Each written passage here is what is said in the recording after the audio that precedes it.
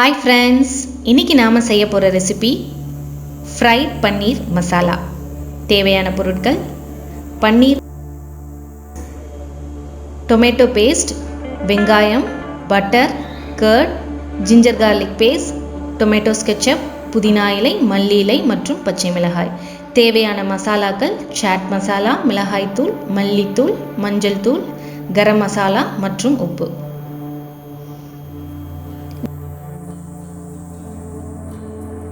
இதை வந்து 1 spoon oil, கொஞ்சம் மல்லி இலை, மிளகாய்த்தூள், உப்பு இந்த மூணுத்தையும் போட்டு நல்லா மிக்ஸ் பண்ணி ஒரு 15 மினிட்ஸ் ஊற வச்சுருக்கேன். ஸோ எனக்கு 15 மினிட்ஸ் ஆயிடுச்சு. ஊற வச்ச பன்னீரை இப்போ ஒன்று ஒன்றா போட்டு ஃப்ரை பண்ணிக்கலாம். ஒரு பேனில்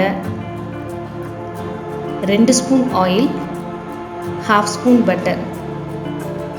ஸோ இது நம்ம ஃப்ரை பண்ணும்போது ஃப்ளேம் ரொம்பவே லோவாக இருக்கணும். ஸோ பட்டர் மெல்ட் ஆயிடுச்சு. இப்போ நம்ம ஊற வச்சுருந்த பன்னீரை ஃப்ரை பண்ணிக்கலாம். ஷாலோ ஃப்ரை பண்ணால் போதுங்க, டீப் ஃப்ரை பண்ண வேண்டாம்.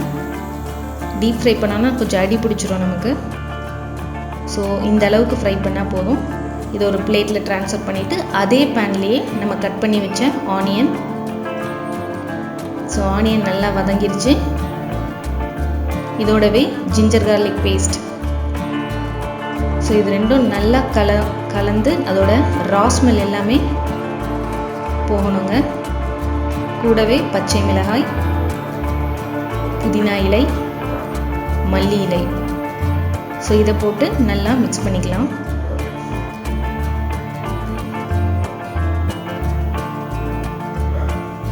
இது கூட நம்ம அரைச்சி வச்ச தக்காளி பேஸ்ட். நான் வந்து இன்றைக்கி 2 தக்காளி பேஸ்ட் பண்ணி வச்சுருக்கேங்க, கொஞ்சம் மீடியம் சைஸ் தக்காளி.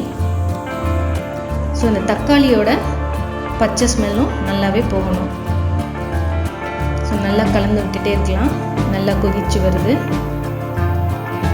இது கூடவே நம்ம சொன்ன மசாலாஸ்: மிளகாய்த்தூள், மல்லித்தூள், மஞ்சள் தூள், கரம் மசாலா மற்றும் உப்பு சொன்னேன். ஸோ இந்த 5த்தையும் போட்டுக்கலாம். இதில் நான் சாட் மசாலா போடலை. லாஸ்ட்டாக ஃப்ளேவருக்காக தான் நம்ம சாட் மசாலா ஆட் பண்ண போகிறோம். கூடவே 2 ஸ்பூன் கர்ட்.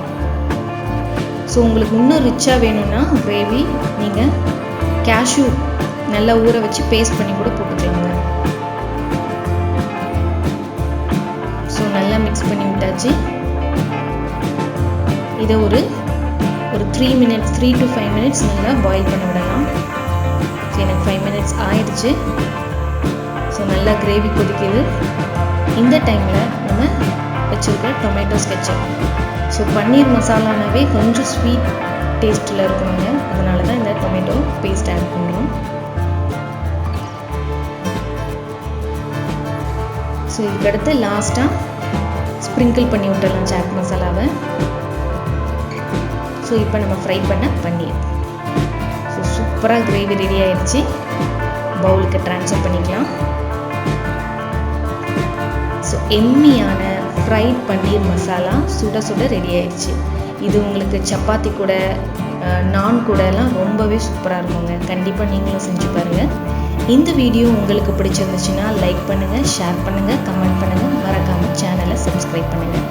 மற்றும் ஒரு வீடியோவில் சந்திக்கிறேன். இது அறுசுவையின் திறவுகோல். நன்றி, வணக்கம்.